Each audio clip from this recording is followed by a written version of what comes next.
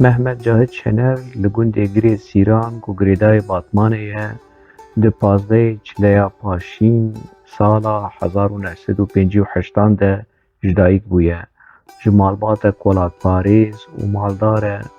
Diya wî jina Kurd a tekûşev û navdar Salîhe Şener e û bavê wî Şewket Şener ku xebatkarekî rêya trênê bû hem weke proleter karker hem jî weke berpirsê karkeran yên rêya trênê li Batmanê bû.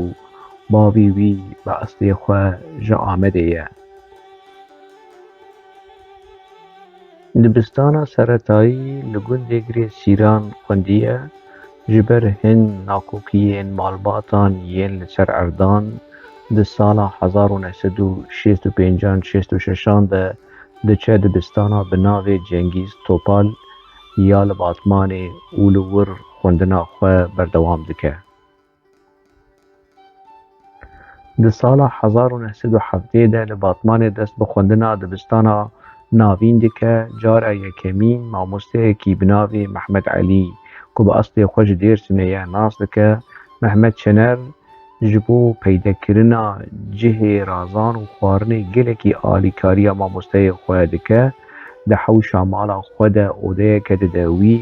Bi naskirina vî mamosteyî di jiyana Mehmed Şener de gorankariyekî mezin çêdibe.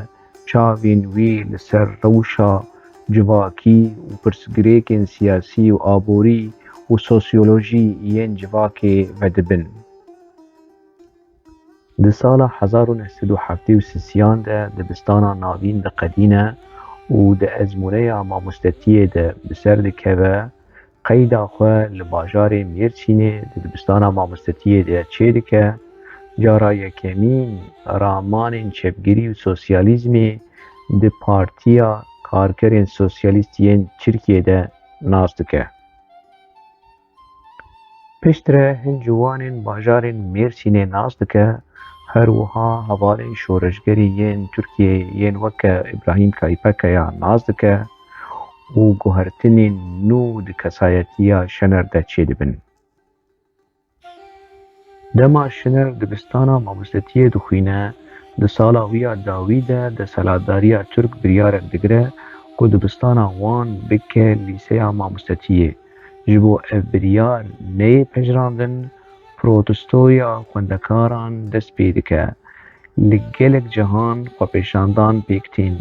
Yek ji rêberên wan xwepêşandanan Şener û hevalên wî Zekî Palabiyek, İdrîs Güzel û Salaheddîn Bilgîn bûn. Şener li gel hevalên xwe yê ceza xwaribûn, li Batmanê vegirin û xwendina lîseyê li wir berdewam dikin. Di demên xwe yên vala de Şener diçû cemkekê xwe Ehsan Şener ku dikanekî wî yê dirûtinê hebû. Li wir fêrî kar dibe û dibe terzî. Her wiha li gel xwendina lîseyê Şener hem kar dike hem jî meraqa wî ya futbolê zêde dibe. Lewma tevlî çend hevalên xwe tîma futbolê ya bi navê Raman İdman Yurt û tîma futbolê ya bi navê Güneş Spor ava dikin û di nav de weke lîstik van dilîze. Di sala hezar û neh sed û heftê û şeşan de Mehmed Şener li gel hin hevalên xwe weke İzzet Evlîc, Ebdeddîn Satıcı, Ahmed Kurt, Enwer Ata û Masûm Kurkamaz rojnameyeke bi navê Doj Gazete dertînin. Her wisa Mehmed Şener berê xwe dide karê rojnamegeriyê û rewşenbîriyê û weşangeriyê. Xwediyê rojnamê wî pereyên wê didan bavê Mehmed Şener bû û birayê wî mezin Ehsan Şener bû. Lê jiyana wê rojnameyê nedirêj bû. 4 hejmar derxistin, 3 hejmarên wê polîsên Tirka top kirin, di hejmara çaran de rojname hate girtin. Mehmed Şener di sala hezar û neh sed û heftê û şeşan de cara yekemîn mezlûm diwan û Baqî Kerer ku piştî Heqî Kerer hatibû bajarê Batmanê û وان ناس دکه. مظلوم دوان د داویه 1976 ده لباتمان گلک دما و کاری ریخستنی دکر. پیشتی هب ناسکرنی لگل چند حوالین خواه د داویه 1976 ده محمد چنرجی تبلی گروپا شورشگرین کردستانی دبه. د سال 1977 ده دست به کاری خوی پروفیسیونلی دیکه.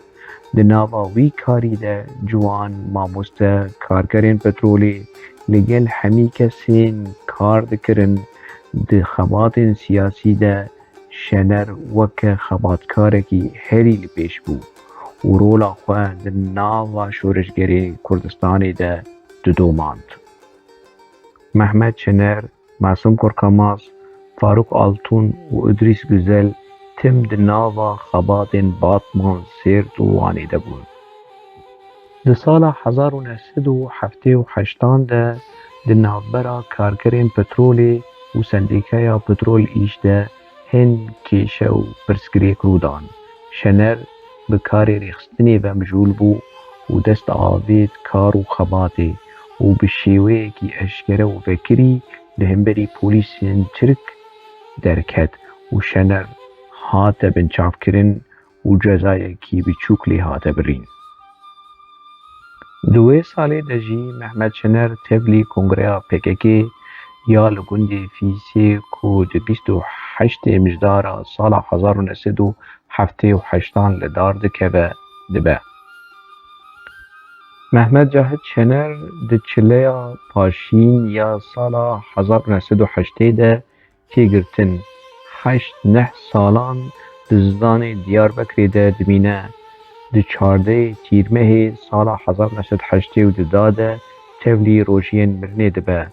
د سال 1989 و نوتی ده به هزاران گرتین سیاسی لگرتیگه ترکیه هاتن بردان محمد چنرجی یک جوان بو. به زوری ده شاندن لشکری ارتشا ترک لی جلشکری دروه و با آلیکاری خالان خواه و هن حوالین خواه چپگر خودگین یونانستانی لور خودگین PKK و تی کامپا بقای یال لبنانی. دبینه عبدالله اوجلان چه آنی سر پارتیه و چاوا دیکتاتوریتا خواه لسر پارتی و حوالین خواه فرض دکه ناخوازه با آپوره تیکه به ناوا ناکوکی و پفچونان. همو کشه و رخنین خواه دبه کنگره چاران یا PKK کد ناوبرا 26 و 31 چلیا پیشین یا سالا 1990 لدار دکه.